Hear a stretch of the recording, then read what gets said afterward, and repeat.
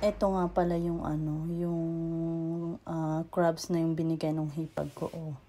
Ayan, oh, yung nasa live ko, ayan, oh, sobrang taba niya. Pero mura lang niya itong nabili sa sa grocery store. Department store. Ayan siya, oh, super tataba. Ayan. Kasi pula na siya, eh, parang napakuluan niya yung konti. Ayan, pero, ayan, ginisa ko pa rin siya. Ganyan, tapos,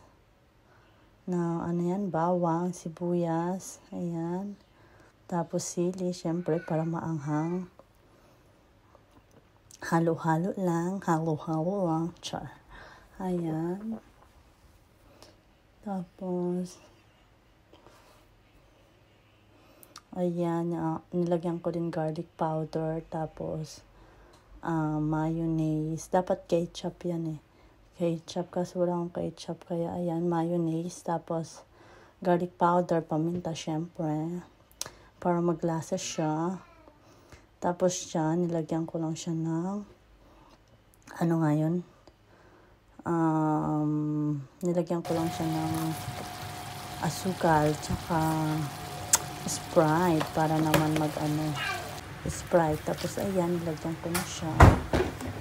Ayan, oh, diba, sobrang dami. Tapos, ayan na siya nang naluto. Ayan, dahil nagmamadali na nga ako. Ayan, no, ito yung niluto ko siya nung gahanap kami ng susi. Ayan, thank you for watching.